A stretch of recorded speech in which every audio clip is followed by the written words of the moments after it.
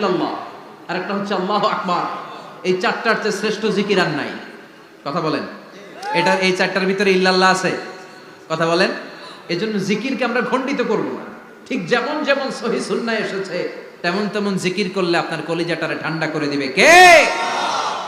ইল্লাল্লাহর ব্যাখ্যা থাকতে পারে, অনেকে ব্যাখ্যা করে যে এটার মধ্যে লা ইলাহা আছে, এটাকে গোপন রাখা হয়েছে, আমরা ইল্লাল্লাহ পড়ি না, ওটার দরকার নাই। বিশ্বনবী এবং সাহাবারা যেই পন্থায় জিকির করেছেন, যেই পন্থায় জিকির শিখিয়েছেন, ওইটার ভিতরে বরকত বেশি না কম? কথা বলেন, বেশি না কম? এজন্য বিশ্বনবী বললেন আল্লাহর কাছে প্রিয় কথা চারটা। একটা হলো সুবহানাল্লাহ, দ্বিতীয়টা হলো আলহামদুলিল্লাহ, তৃতীয়টা হলো লা ইলাহা ইল্লাল্লাহ, চতুর্থটা হলো আল্লাহু আকবার। সুবহানাল্লাহ, আমার সাথে সাথে আওয়াজ করে পড়েন সুবহানাল্লাহ, আলহামদুলিল্লাহ, লা ইলাহা ইল্লাল্লাহ, আল্লাহু আকবার, সুবহানাল্লাহ, আলহামদুলিল্লাহ, লা ইলাহা ইল্লাল্লাহ। আওয়াজ করে পড়েন আল্লাহু আকবার। মনে থাকবে? জিকিরের ওয়াজ শেষ। এগুলোর চেয়ে শ্রেষ্ঠ জিকির নাই। সবচেয়ে শ্রেষ্ঠ জিকির লা ইলাহা ইল্লাল্লাহ, সবচেয়ে শ্রেষ্ঠ কালিমা আল্লাহর কাছে এই চারটা। একটু খেয়াল করে দেখেন, এই প্রতিটা জিকিরের মধ্যে আমার আল্লাহর নাম আছে না নাই? সুবহানাল্লাহ আছে না? আলহামদুলিল্লাহ, লা ইলাহা ইল্লাল্লাহ, আল্লাহু আকবার। আল্লাহ ছাড়া আল্লাহর নাম থাকবে না যেই শব্দের মধ্যে ওই সমস্ত নাম আর হুই হুই হুই হুই এগুলো দিয়ে কোনো জিকির করা যাবে। আবার আব্দুল্লাহ ইবনে আমর ইবনুল আস বর্ণনা করেন, বিশ্বনবী যখন জিকির গুলো করতেন, আমি বিশ্বনবীকে দেখেছি বিশ্বনবীর আঙ্গুলের কড়ায় জিকির গুনতেন। সুবহানাল্লাহ পড়েন। দেখতেছেন আমার হাত দেখা যায়? দেখা যায়, দেখা যায়। রাআইতুন নাবিয়্যা, আব্দুল্লাহ ইবনে আমর ইবনুল আসের বর্ণনা, রাআইতুন নাবিয়্যা ইয়াকিদু তাসবিহা বিয়ামিনিহি, আমি বিশ্বনবীকে ডান হাতের গিড়ার ভেতরে তাসবিহ গুনতে শুনেছি, তাসবিহ গুনতে দেখেছি। সুবহানাল্লাহ পড়েন। এখন আমরা লম্বা তাসবিহ ছড়া নেই না, এটা জায়েজ, কিন্তু শ্রেষ্ঠ হচ্ছে হাতের গিড়ায় গোনা। এই প্রতিটা গিড়া in the day of judgment আপনার পক্ষে সাক্ষী দিবে। মনে থাকবে? কিভাবে গুনবেন? বা হাতে না ডান হাতে? ডান হাত উঁচু করেন সবাই, এইভাবে। নামাজ শেষ, আল্লাহু আকবার পড়ে 3 বার ইস্তেগফার পড়ে গোনা শুরু, এইভাবে সুবহানাল্লাহ। ঠিক আছে? এরপর আলহামদুলিল্লাহ, এরপর আল্লাহু আকবার। সবাই রাজি তো? সবাই রাজি? আল্লাহ তুমি কবুল করো। আরো জোরে পড়েন আমিন। তাহলে আমরা তাওবার পদ্ধতি জানলাম, কেন আমরা ইস্তেগফার পড়বো জানলাম, এরপরে জিকিরের খুঁটিনাটি জানলাম। এবার কেমন করে আল্লাহর কাছে দোয়া করবো এটাও জানার দরকার আছে না নাই? বিশ্বনবী বললেন আর দোয়া মুখুল ইবাদা, দোয়া হলো ইবাদতের নির্যাস। যে দোয়া করে না সে কিছুই করে না। তিরমিজির আরেক বর্ণনায় বিশ্বনবী বললেন আর দোয়া হুয়াল ইবাদা, দোয়াটাই হলো ইবাদত, দোয়াটাই ইবাদত। ধরেন আমি দোয়া করা শুরু করলাম, এটাই ইবাদত। নামাজ যেমনি ইবাদত, জিকির যেমনি ইবাদত, হজ করা যেমনি ইবাদত, দোয়া করাটাও। এজন্য প্রতি নামাজের শুরুতে দোয়া আছে না নাই? সূরাতুল ফাতিহার আরেক নাম সূরাতুদ দোয়া, দোয়ার সূরা।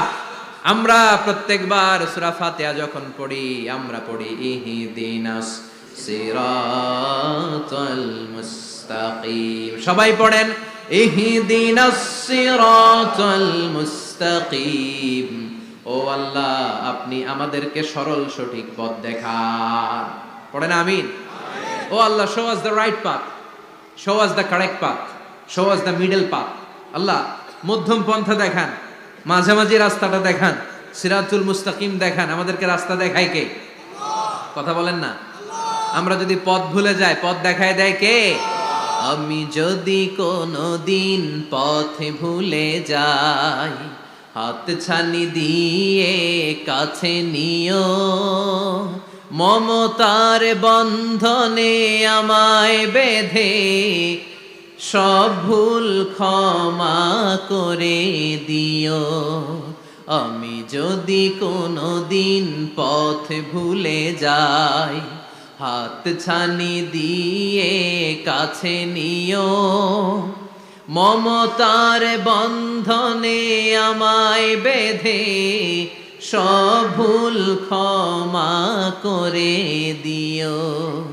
আমি যদি কোনদিন পথ ভুলে যাই, পড়েন হাত ছানি দিয়ে কাছে নিও, মমতার বন্ধনে আমায় ডেকে সব ভুল ক্ষমা করে দিও। চিল্লায় পড়ে না আমি আর জোরে আমিন।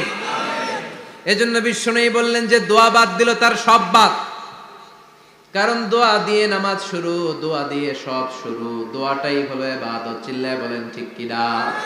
আর দোয়া ও সিলাহুল মুমিন, দোয়া হচ্ছে মুমিনের উইপেন, অস্ত্র, মুমিনের বড় অস্ত্র। যেখানে সবকিছুর দৌরাত্ম্য শেষ, ওইখানে দোয়ার দৌরাত্ম্য শুরু। যেখানে সবকিছুর কারিশমা শেষ, ওখান থেকে দোয়ার কারিশমা শুরু। এরকম অনেক ক্যান্সারের মতো দুরারোগ্য ব্যাধিতে আক্রান্ত, ডক্টর ফাইনালাইজ করে দিয়েছে বাঁচবে না, 2 মাস বাঁচবে। কয় মাস? কথা বলেন। মাত্র 2 মাস সে বাঁচবে। তারপরেও দেখা গেছে লোকটা 7 বছর বেঁচে ছিল। আছে না নাই? দোয়া, দ্য পাওয়ার অফ দোয়া। Everything is prewritten, but by supplication is it's rewritten. সবকিছুই আগে লেখা থাকে। মহাবিশ্ব সৃষ্টির 50,000 বছর আগে আমাদের ভাগ্যে কি ঘটবে সব লিখে রেখেছে কে?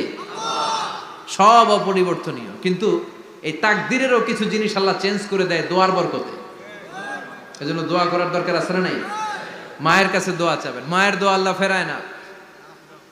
মজলুম ব্যক্তির দোয়া আল্লাহ ফেরায় না। মুসাফিরের দোয়া আল্লাহ ফেরায় না। যিনি রোজা রেখে দোয়া করেছেন তার দোয়া আল্লাহ ফেরায় না। এজন্য বেশি বেশি আল্লাহর কাছে দোয়া করতে রাজি আছেন তো? কিন্তু দোয়াটা হইতে হবে সিনসিয়ার, একনিষ্ঠ দোয়া। অনেকে দেখবেন দোয়াও করে ওদিকেও তাকায় আছে, জুমার নামাজে প্রায় হয় বিশাল দোয়া, দোয়াও করতেছে আবার এদিকে। আছে না নাই? আবার দোয়াও করে মোবাইলও টিপে। কথা কন। আবার আমরা আলোচনা শেষে দোয়াও করি, পোলাপাইন সেলফিও তোলে। আছে না নাই? সিনসিয়ারিটি নাই। আপনার কি পরিমাণে সিনসিয়ারিটি আছে এটার উপর ডিপেন্ড করবে আপনার দোয়া কবুল হবে কি হবে না। একজন দোয়া করলে মুহূর্তে কবুল, চোখ বন্ধ করলে আল্লাহর আরশে চলে যায়। মদিনার সাথে ওর কানেক্টিভিটি বেড়ে যায়, আল্লাহর সাথে কানেক্টিভিটি বেড়ে যায়। সে ফিল করে সে আল্লাহর সাথে কানেক্ট হয়ে গিয়েছে। আর আরেকজন দোয়ার মধ্যে খুঁজে কিছু পায় না। আছে না নাই? তো 2 দোয়ায় পার্থক্য আছে না? কথা কন। এজন্য সম্মানিত ভাইরা, দোয়াই যখন করবেন সিনসিয়ারলি করবেন, কানেক্টিভিটিটাকে স্ট্রং করার চেষ্টা করবেন।